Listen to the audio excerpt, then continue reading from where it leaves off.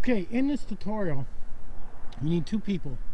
You need one person on the camera, and you need a subject, whoever you're going to take photos of.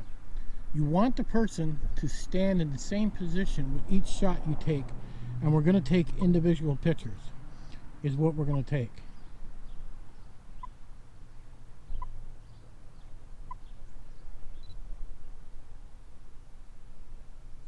So you're going to take your picture, and now you're going to take one step backwards. Your subject is going to take one step forward, and then he's going to hold the same position.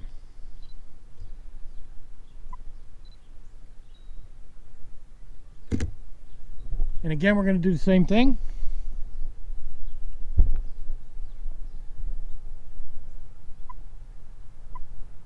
And the more pictures you get like this, the better this is.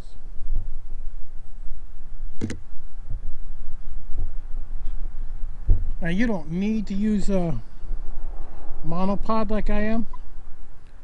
It just makes it a little bit easier.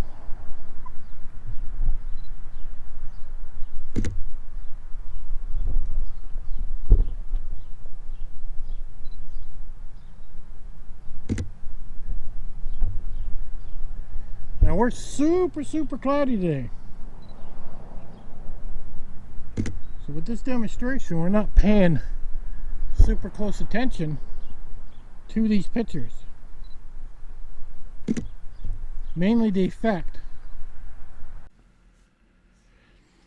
Now, in PowerDirector, to load all your images in, you would obviously click the import button, click one of your images, hold your shift key down, and then click the bottom image, and then load them all into here. And we're going to do the same thing to bring it down on the timeline. Single click one image, and then bring it all the way down. Hold your shift button down, and you'll see how they're all highlighted. And then what you're going to do is drag it down to the timeline, so all your pictures are now going to be at the bottom here. And there you go. Now, you'll notice we got some black lines, so we really don't want those to show on YouTube. I mean, you can have that if you want. So basically what I'm going to do is I'm going to click one, and you see what it says, crop selected image. This is actually going to fix it. And you see it's going to stretch it out automatically. So then I just say okay, and I get myself my crop, and now the picture's all out. And you're actually going to single click each picture, and you're going to go up and click that weird looking sign, and you're going to do the same thing for each one, so that way it stretches it out and makes it fit on the screen. And like I said, you have to do it for every single picture. So let me finish up this cropping, and then I'll be back with you. Now you can see which ones I've done here. If I close up here, you'll see how the bottom here is wider than this one. So this one's not done yet, but this one's wider, so you can see that this one is done. And that's how you can keep track of which ones you've done. If you miss a couple, you'll know right away when you look at the tops and bottoms. Okay, now that I got them all cropped in and everything's looking good,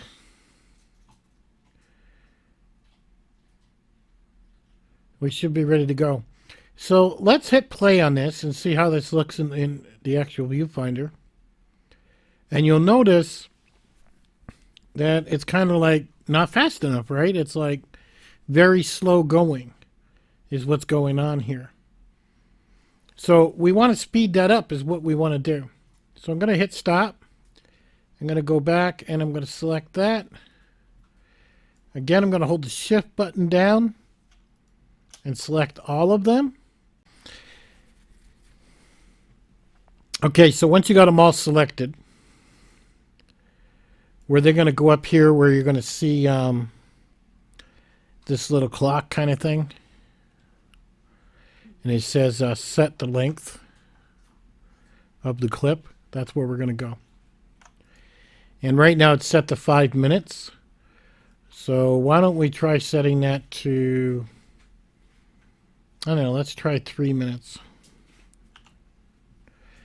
And we'll see what that does. And our clip got shrunk. Did you see that? So now we'll go back and take another look at it. Still not the effect I'm looking for. It's still just not taking long enough. You see that? Okay. So again, I'm going to click it, hold shift down, select all.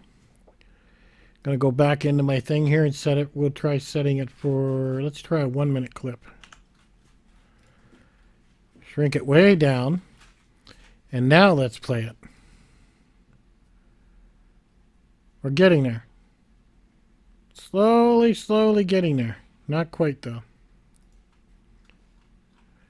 So as you can see, the more pictures you take, the more time lapse you get. So again, I'm going to click it. Shift button and click it again. Click my time. And I guess we'll turn this down to, I don't know, 0. And we'll set this at, let's try 20 seconds. Whoa. That's not what I wanted. 20 seconds there. Okay.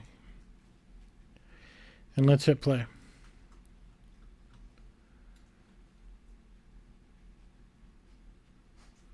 We've almost got the effect we're looking for. Not quite. We really got to tune this down. Okay, shift again. Give me my clock. I guess we'll change this to 5 seconds maybe. There we go. And what's it look like he's doing? It looks like he's skating across the pavement by doing this type of time lapse. So basically I've set each clip to play at 5 seconds. Now I can tune it down to 3 seconds, 4 seconds, whatever I like there. So let's give it a play again. And you actually see how he's actually skating across there.